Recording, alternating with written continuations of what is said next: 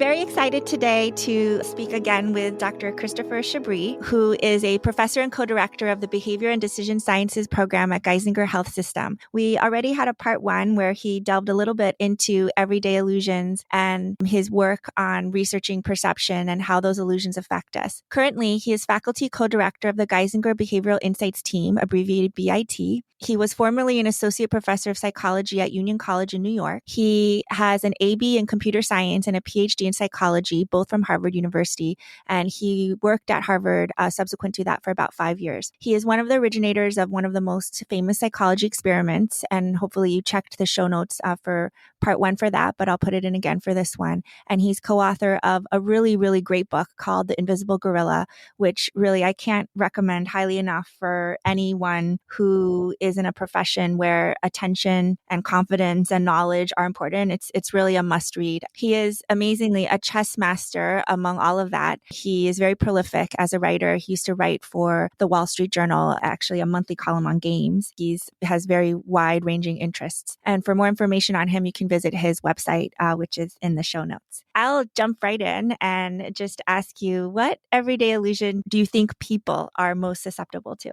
So that's a good question, but I don't think there's really an answer to it because, when we talk about illusions of attention, memory, confidence, knowledge, and potential, which are sort of 5 of the main ones we talk about, it's hard to quantify like how much of one there is versus another. I think the main point is that we are all susceptible to all of these mistaken beliefs about how well our own minds work. An everyday illusion is a mistaken belief about how your own mind works. They can surface really in all kinds of activities. We have examples from Law and Order, well, not the TV show, but the world of the world of the criminal justice system, sports, finance, healthcare, games, politics, pretty much anything there is, because these are sort of fundamental misunderstandings that we have about how our own minds work. So I wouldn't say there's sort of like one that people are most susceptible to. But I think one that people often don't realize maybe as much as others would be the illusion of confidence. That's in part because the idea that we, pay attention to and believe people who are more confident is not necessarily irrational. Usually there is some relationship between how well you understand something, how much you know about it, how accurate your memory is, and so on, and how confident you are about those. It's not like there's zero relationship between them. So for example, in eyewitness testimony, more confident eyewitnesses are on average more accurate about their identifications of suspects than less confident eyewitnesses. The problem is they're not perfectly accurate, right? So they're still overconfident. The correlation is sort of, is not as good as we'd like it to be. And yet juries will convict defendants sometimes based on just one compelling eyewitness. There's a reasonable chance that eyewitness could be completely wrong for a whole variety of reasons that have to do with sort of like how visual perception works and memory for faces and stress and trauma and all kinds of stuff like that. But they all combine to sort of make our memories not as good as we think they were and make our confidence too high. That can play out in a lot of different ways. I think it's one of the ones that has like the biggest effect in a wide variety of our everyday experiences. Yeah. I really like this quote from your book, which says, "We take the fluency with which we process information as a signal that we are processing a lot of information, that we are processing it deeply, and that we are processing it with great accuracy and skill. But effortless processing is not necessarily illusion-free." That really speaks to someone like me who has been working in the fields of dermatology and dermatopathology for a long time now, which takes a lot of visual attention, recognition, perception. Sometimes I feel something's easy, but that doesn't necessarily mean ease or fluency translates to being right. Yeah, I think we wrote that in the book in part because we were looking to sort of figure out why do people make these mistakes, right? What are they paying attention to in their own thought processes that could lead them to think that they're doing better than they actually are? And I think part of the reason is fluency, as you mentioned. So fluency is just sort of in the cognitive psychology world and in the psychology world, it's an internal experience of how quickly and readily and plentifully your thoughts happen. It's analogous to like your fluency with a language, right? Like when you're fluent in a language, you can speak it more quickly, you make fewer errors, you understand it better, and so on. It's an analogy to that, but it's sort of with our internal thought processes. processes. Some thought processes we have operate very quickly. So Danny Kahneman, famously in his book Thinking Fast and Slow, referred to these system 1 and system 2 processes, which is a way of summarizing the fact that some mental processes happen so quickly and so outside of our awareness and so automatically that the only sense we get is that they are happening instantaneously. And that is sort of a signal that we often take to be indicative that they're operating well. A lot of visual perception and memory retrieval has that quality, right? When we're looking out at the world, we don't experience any difficulty really in processing things. Every so often we do, like we see one of those visual illusions, right? Where it sort of flips back and forth between two things. Visual illusions are nice because they sort of do reveal some of the boundaries of our perceptual abilities. Even when we're remembering things, sometimes we have trouble remembering things, but often when we don't have trouble remembering things and we do retrieve a memory, it just feels automatic and effortless, and we sort of mistakenly then assume that it must be correct. Whereas, in the background, unbeknownst to us, our memories are sort of constantly being distorted and updated and rewritten, especially, ironically, when we retrieve them. It's like every time we tell a story, we kind of change the memory a little bit. It's almost like playing a game of telephone with ourselves. When you pass the message along from one person to one person to one person, well, the more often you tell a story, it's like you're passing it back and forth to your own mind and it gets distorted, right? Like whatever part of it you emphasize this time, might become like a more solid part of it for the next time you retrieve it, and parts you don't mention this time sort of drop off, and maybe something you accidentally add this time gets put back into the memory so that then the next time you tell the story, it's got something it didn't have before. But we don't really notice any of that stuff. That all happens sort of like in the background automatically.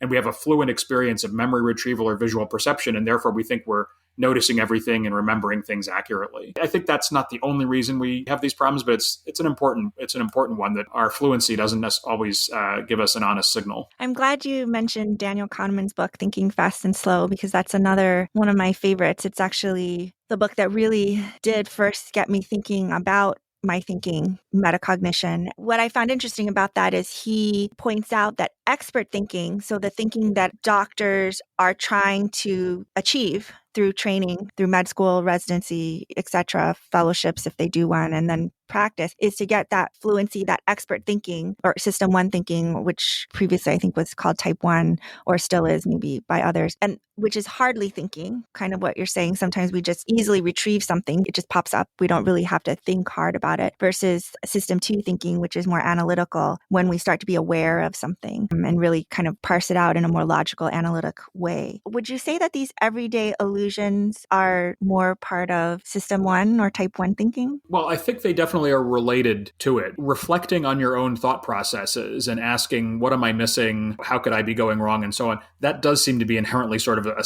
system 2 process. So some of the many words that are used to describe system 2 thinking are reflective and analytical and sequential and slow. Thinking about your own thought processes and noticing when they might be making errors, those seem inherently sort of slow system 2 process. And also system 2 processes are often hard to initiate. Often they seem to take some kind of special mental effort. They are effortful. They feel effortful, unlike the fluent system 1 processing. So I would say certainly checking your own intuitions and instincts and so on is more of a system 2 kind of thing. The problem with everyday illusions is that the marvelous output we get from system 1, which is able to do amazing things like recognize the face of people we haven't seen in decades, remember things we haven't thought about in years, recognize thousands and thousands of different patterns on your slides or your x-rays or your chessboards or whatever. We don't have any insight in real time into what's going on there. That is where we become susceptible to the illusion that, whatever we've noticed is everything there is. And whatever we've remembered is accurate. Whatever our first instinct was must be the correct answer. Yeah. In your book, you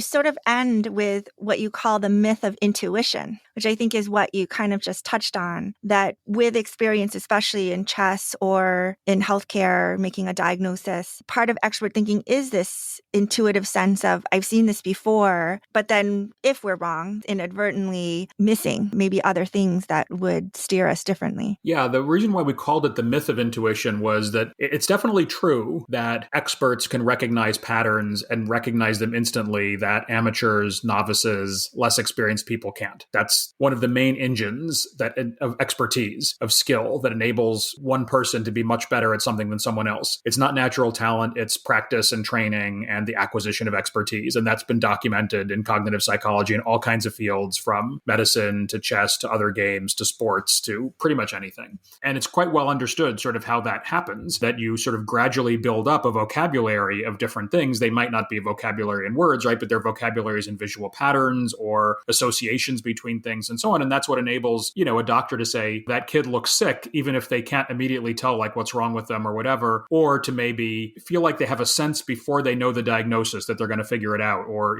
whatever. Of course, it's often good to confirm your intuition later on, right? Where the myth of intuition comes in is twofold. I think, A, the intuitions happen first before the confirmations happen. So if you stop before the confirmation, you're left only with the intuition, but you might not realize that you never really confirmed it.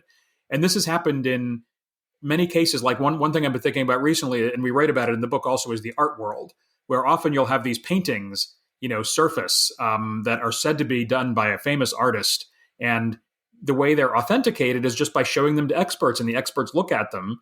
And often the experts just instantaneously say, yes, that looks exactly like, a Jackson Pollock. And maybe they'll look a little bit more, but there are other ways to confirm that, right? To confirm that intuition. But people often take the expert intuition as the final judgment. In medicine, often we don't do this, right? We're trained, again, I'm not a doctor, but people are trained to look at laboratory tests to confirm things, to get a radiologist's opinion, right? To send it to the pathologist and so on. But still, the initial intuition, I think, can have a big impact on the further direction. Even experts can be wrong in their initial intuition. Coming from the domain of chess, where I have a lot of experience, often you will see the best players in the world, literally the best players in the world, top 10 players say, oh, I didn't even think of that move. And on the chessboard, there's nothing easier for chess players to think about than where the pieces can move, right? That's like the fundamental thing. There's like 30 possible moves, and yet sometimes you just don't even think of one which turns out to have been the best one or the best one for your opponent or something like that. So that initial intuition, that initial pattern recognition is powerful, but it doesn't go all the way. And in fact, when it's wrong, we can pay the price. When an expert chess master says they didn't even think of that move, they're just questioned afterward and they say that they didn't think of it. Yeah, people play chess at all different speeds. So believe it or not, there's something called 15-second chess where you have 15 seconds for the whole game. And then there's something called correspondence chess where a game could take 2 or 3 years. And there's every possible speed in between. Even at sort of elite professional tournament speeds, which is, let's say, 5 hours for a game. And people spend like 20 minutes thinking about a single move. They'll come back afterwards and say, I made a mistake here because I never even considered that option. And I think that happens in a lot of professional decision making. Chess just gives me a window into it, where I'm sure there are many cases where the ultimate diagnosis was something that the first person who saw the patient never thought about. There are like the New York Times column on diagnoses often write the solution is like not anything that the first doctor or the second doctor or the third doctor even thought about. Medicine is hard. But if we pay attention to confidence, if we believe too much in intuition and so on, you might go with whatever the first person said. And really like 90% of the time, that's right. It's just like the other 10% of the time, because an important 10%, right? The hard cases are hard, for a reason, but they're just as important to get right as the easy cases. I would say in chess as in any other, in any other discipline. Yeah. Is there a way around it? Well, wish that there were a way around it, but I think we all have to respect expertise. People without MDs don't suddenly become doctors when they go on Twitter and talk about, vaccines and respiratory illnesses and so on. We have to respect expertise, but at the same time, we have to recognize the limitations of expertise. Expertise is not just being able to instantly classify things correctly, but it's also understanding what other kinds of information you need to come to a definite conclusion. There's a famous quote from Keynes or something like that, where he said something like, when the facts change, I change my opinion, sir. What do you do? I think experts, should be expert in that, right? If the pathology report says something they didn't expect, they don't just throw it in the garbage and carry on, right? They integrate that into their understanding of the decisions they're trying to make. And that's a struggle because once we form a belief, it's hard to just let it go, right? So that's a struggle that requires training, reflection, right? System 2 reflection and, an analysis and so on. And I wish I had a magic formula for that, but, first step is knowing about it. Second step is designing our systems around us to sort of force us to do that. And I don't think I have any magic bullets for healthcare, but often just prompts at people to reflect things and to consider alternatives, reflect on things and consider alternatives can be helpful. Right. I love that. I love how you summarize that with respect an expert, but also recognize the limitations of expertise. That's great. Do you have any final thoughts? One final thought that I do have related to what you mentioned earlier, like we at Geisinger have a behavioral insights team that Michelle Meyer and I started about 4 years ago now when we're recording this. We really enjoy collaborating with clinicians and other people inside healthcare because it's such a rich environment for trying to help people make better decisions. I think there's so many opportunities, not because everyone's making terrible decisions in healthcare, but just because the situation is so complex and there's so many behavioral components to it. And I think we often neglect the behavioral elements. We focus a lot on, does the drug work? Does it not work? How big an effect does it have? What combination of treatments is best? And so on. Even when you have the best and fastest developed life-saving vaccine in human history, we found that there are huge behavioral gaps in getting the maximum healthcare value out of that.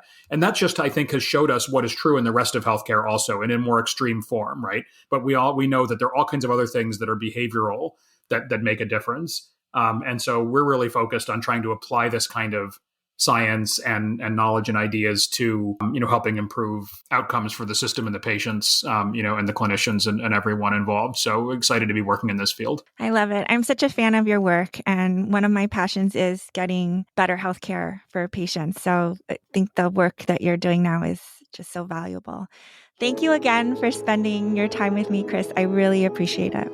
Oh, it's been a pleasure. Thank you.